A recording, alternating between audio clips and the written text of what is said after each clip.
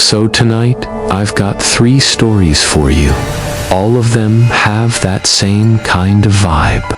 You know, where everything feels normal at first, maybe even a little fun, and then suddenly, something just feels off. And once that feeling hits, it doesn't go away. So yeah, get comfortable. Maybe dim the lights a bit, because these ones, they don't rely on loud scares. They just sit with you. Alright? So this one, it happened during spring break. A guy decides to take a short trip out to this cabin in the woods with his girlfriend, Anna, and her older brother, Hunter. Nothing crazy planned, just a few days away from everything. No city noise, no distractions, just trees, silence, and a small cabin sitting in the middle of it all. And when they get there, it's exactly what they expected. The place is isolated, like really isolated. No signal on their phones, no nearby houses, just a dirt road leading in, an endless forest surrounding them. But honestly, it feels nice, peaceful in a way that's almost rare. You can actually hear the wind moving through the trees, birds in the distance. That kind of quiet. So, for the first couple of hours, everything's good. They unpack, settle in, joke around, just enjoying the break. At some point though, they decide to explore a little. Nothing far, just walking around the area, getting a feel for the place. And that's when they find it. A structure not too far from the cabin. Maybe a short walk into the trees. At first, it almost blends in, like if you weren't paying attention, you might miss it. It's small, wooden, worn down, definitely old, and it doesn't really make sense why it's there. It's not part of the cabin, doesn't look maintained, just kind of sitting there. The closer they get, the stranger it feels. There are no windows, just a single door, and right on that door, a thick, rusted padlock. Not new, not clean, old, heavy, like it's been there for years. And it's not just for show. It's the kind of lock that says, "Don't open this." Naturally, they start joking about it. You know how it goes. Maybe it's a storage shed, or like tools, or something. Or maybe something weird. They laugh it off, but no one actually reaches for the lock. No one tries to open it, because even though they're joking, there's this quiet feeling sitting in the background. Something about it just feels wrong. So, after a minute or two, they just turn around and head back. No big deal, at least. That's what they tell themselves. The rest of the evening is completely normal. They make food, sit around talking, maybe scroll through whatever they can without signal. Just a regular night, nothing out of place. Eventually, they go to sleep. And for a while, everything stays quiet until early morning. Around 4 a.m., there's a sound, a knock. Soft, slow, very deliberate. At first, it's easy to ignore. Could have been anything. Wood settling. Wind, something outside. But then it happens again. Knock, knock. Same pace, same weight behind it. Now they're awake. Fully awake. Hunter sits up first. Listens. And then it comes again. That same steady knocking. Not frantic, not rushed, just intentional. He gets up and walks toward the window, pulls the curtain back just enough to see outside. And the moment he looks, everything changes. There's someone standing out there, right in front of the cabin. Just standing completely still. No movement, no attempt to hide, just there, in the dark. And the weirdest part, There's nothing else. No car nearby. No headlights. No headlights. No flashlight. No sign of how he even got there. Hunter hesitates for a second, then walks over to the door, opens it just a crack, keeps the chain on, and asks what the guy wants. The man answers immediately, says he's a forest ranger, claims he's doing a routine check in the area, says they need to let him inside, but the way he says it, it doesn't feel right. There's no calmness to it, no professionalism. It sounds forced, like he's trying too hard to sound official, but missing something. Hunter tells him they're fine, that they didn't request anything, that everything's okay. For a second, there's silence, and then the man's tone changes completely, gets irritated, starts insisting, saying it's required, that they have to let him in. His voice gets sharper, more demanding, and then it turns into something else, something aggressive. He steps closer, pushes slightly against the door, not enough to break it open, but enough to show he's not asking anymore. That's when everything clicks. This isn't normal. Hunter immediately shuts the door, locks it, wakes the others. They grab their phones and call the police. While they're on the call, the man is still outside. You can hear him moving footsteps across the porch, back and forth, muttering under his breath. Then the knocking starts again, louder this time, more force behind it. Not patient anymore. It goes on for a bit, and then they say it out loud. We've called the police. And just like that, silence, no footsteps, no knocking, nothing. Todd, not moving, just waiting. Every second feels longer than it should. Headlights appear in the distance. Police, actual police. They arrive, check around the cabin, search the area, but there's no one there. No man, no vehicle. Not even footprints leading up to the cabin, like he was never there at all. And then comes the part that sticks with them. The officers tell them something simple but unsettling. There are no rangers assigned to this area. No patrols scheduled. No one was sent out that night, which means whoever that guy was, he wasn't a ranger, and he definitely wasn't supposed to be there. After hearing that, they don't feel safe staying, not even for a few more hours. They don't wait for sunrise, don't pack properly. They just throw their stuff together, grab what they can, and leave. Right then, driving out while it's still dark, no talking, no music, just trying to put as much distance between them and that place as possible.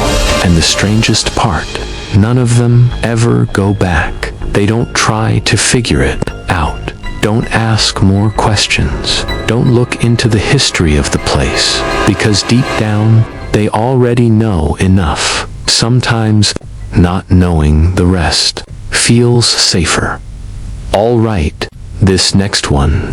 It follows a college student named Shal, and at the start, it doesn't feel like a horror story at all. It just feels like a normal trip. He's traveling with a group of friends.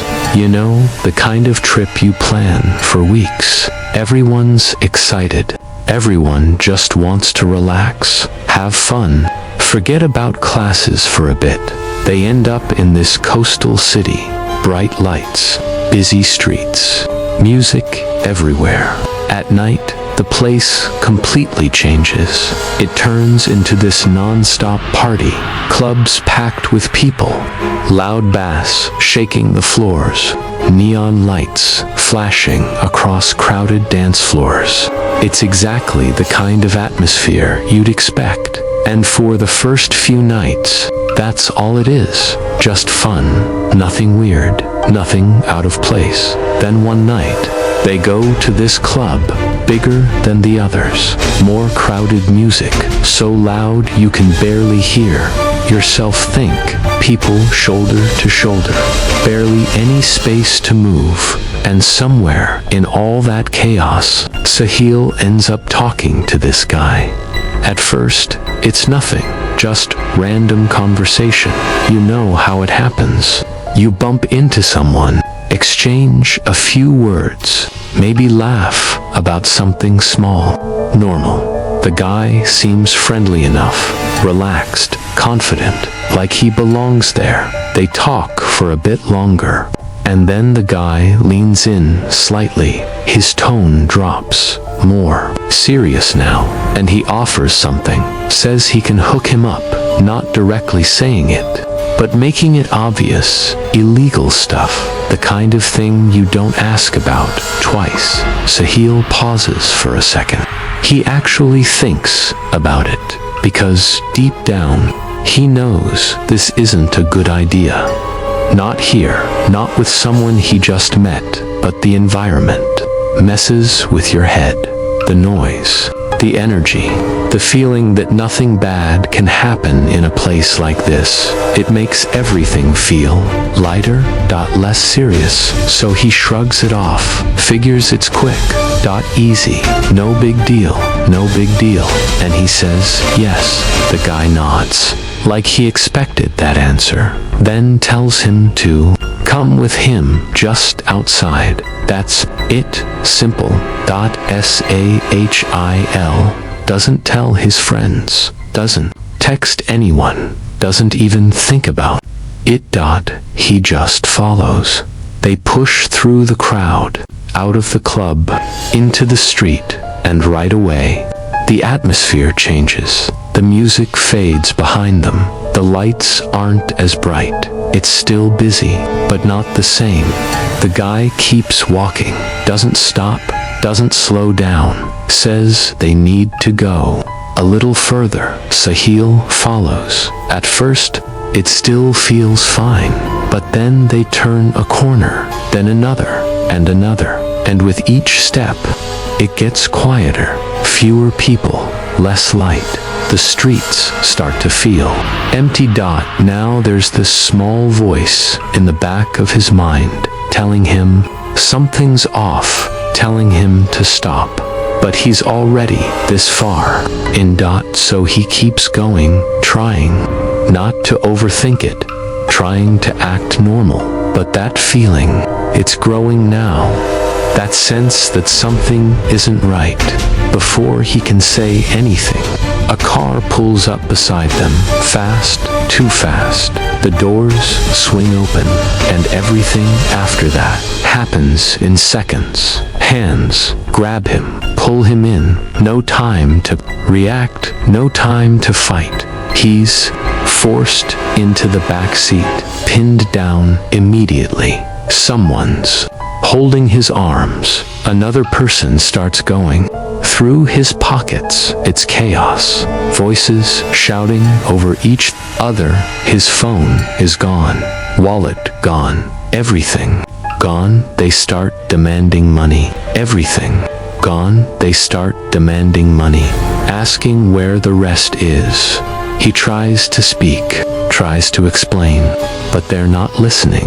And then it turns violent. They hit him, not once, again and again, not even asking anymore, just taking. At that moment, everything hits him, the reality of it. This isn't just a mistake.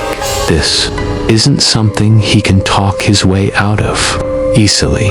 He's trapped in a moving car with people who don't care what happens to him.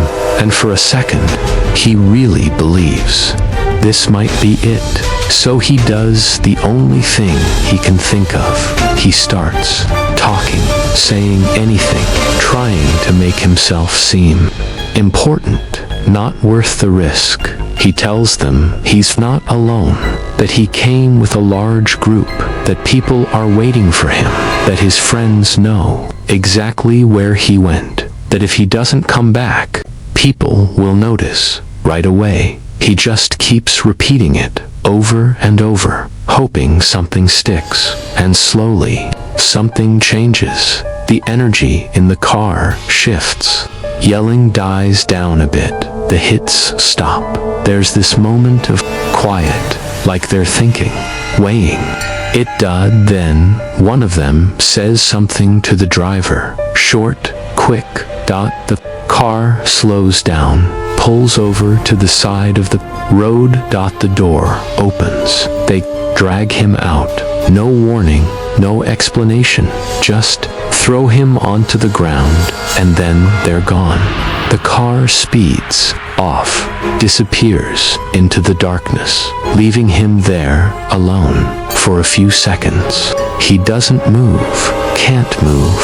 Everything feels unreal. His head spinning, body aching, trying to process what just happened. But he's alive. That's the only thing that matters. After a while, he manages to stand, starts walking, doesn't even know where he is, just picking a direction and going. Eventually, after what feels like forever, he finds his way back to an area he recognizes. Gets help, and finally makes it back to his group.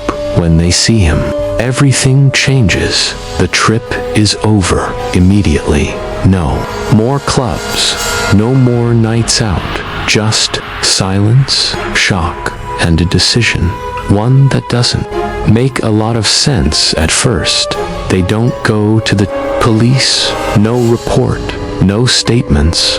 Nothing official. They just pack up, leave the city early, and go home, trying to move on, trying to forget it ever happened.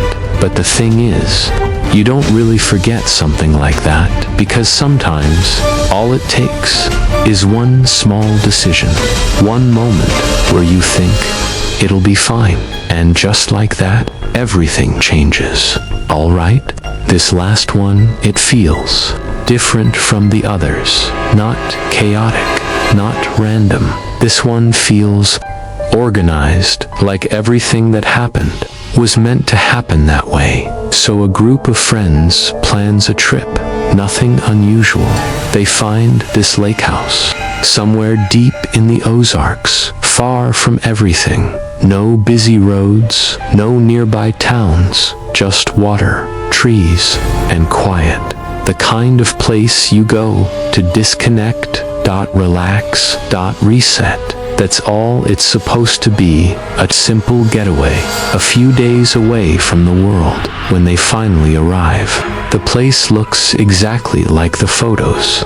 Big wooden house, deck facing the lake, calm water stretching out in front. It's peaceful, almost too peaceful. The host is already there, waiting for them, standing near the entrance. Like he knew the exact moment they'd arrive. He greets them right away, smiles, shakes hands, welcomes them in. Everything about him seems normal, polite, friendly, but if you pay attention, it feels a little off, like he's following a script, saying the right words, in the right order. But there's no real emotion behind it. No natural flow, just rehearsed still. Nothing too alarming, at least not yet. Then he mentions something casually, almost like it's standard. He asks for their car keys. All of them. Says it's just to keep things organized. Explains that the parking space is limited, and this way, no one blocks anyone else in. He says it smoothly, confidently, like he's explained this 100 times before, and somehow, it almost makes sense. It's strange, yeah, but not strange enough to argue about. So, one by one, they hand over their keys. At the time, it doesn't feel like a big deal, just a small, weird detail. They head inside, start settling in. Rooms get picked, bags get unpacked. Some of them walk around the property, checking out the lake, the dock, the surrounding woods, and for a while, everything feels normal. They even meet a few other people staying there, other guests. Everyone seems relaxed. Casual conversations, small talk, nothing unusual. But as the evening goes on, things start to feel off. Not in an obvious way, nothing you can point to directly, just small details, little moments, the kind you almost ignore at first, like seeing someone you recognize at the wrong time. One of them notices a guy they spoke to earlier. He had said he was leaving, even said goodbye, but now he's back, walking through the house like he never left. It's easy to brush off. Maybe he came back for something. Maybe plans changed. But then it happens again, and again. Another person, same thing. They were gone, and now they're no explanation, no mention of returning, just acting like they never left in the first place. That's when the mood shifts. Conversations get quieter. People start noticing the same things. That uneasy feeling starts spreading. Then one of them looks outside and spots something. Car parked far enough away to avoid attention, but close enough to be recognized. It looks familiar, too familiar. It takes a second to connect the dots, but when it does, it hits hard. That car belongs to someone who supposedly left hours ago, which means they didn't leave. Not really. They were still here the whole time. That's when the narrator decides, that's enough. No more second guessing. No more trying to rationalize it. They need to go. Right now. They tell everyone. Urgent, serious, no arguing. Just grab your things. We're leaving immediately. The group moves fast. No one wants to stay and figure it out. They collect their stuff, head toward the door. And that's when he appears, the host, standing there, blocking the exit. And this time, he's not smiling, not polite, not welcoming. His entire demeanor has changed completely. His face is blank, cold. He asks them where they're going. Simple question, but the way he says it, it doesn't feel like a question. They answer anyway, say they're leaving. That's it. No explanation, no discussion, just leaving for a moment. No one moves. The air feels heavy, like something's about to happen. Like this is the point where everything goes wrong. Where he says no, where he stops them. But instead, after a few seconds, he steps aside, slowly gives them just enough space to pass, doesn't say another word. They don't hesitate, they move past him. Quickly, he hands back the keys, one by one, still silent, still watching. They rush outside, get into their cars, start the engines, and finally, they leave. No one speaks, not at first, just focused on getting away, as far as possible, as fast as possible. But as they're driving down the road, someone looks back, just for a second, and what they see doesn't make any sense. The deck of the house is full, people standing side by side, in a line, all facing the road, watching. Every single one of them. Not waving, not talking, not reacting, just standing there staring. Completely silent, and they stay like that until the cars disappear from view. Later, when everything settles, they try to understand what happened, try to make sense of it, go over every detail, every moment, looking for something that explains it, something logical. And that's when they find out the part that changes everything. The friend who supposedly arranged the trip didn't at all. Her phone had been stolen weeks before. She never sent any messages, never shared any location, never booked any house, nothing, which means that invitation didn't come from her and that place. That wasn't just some random rental. Because if it was, then who invited them and why? Yeah. So those were the stories for tonight. No monsters, no ghosts, just people. And situations that feel just a little too real, which, honestly, makes them worse. I'll see you in the next one. I'll see you in the next one.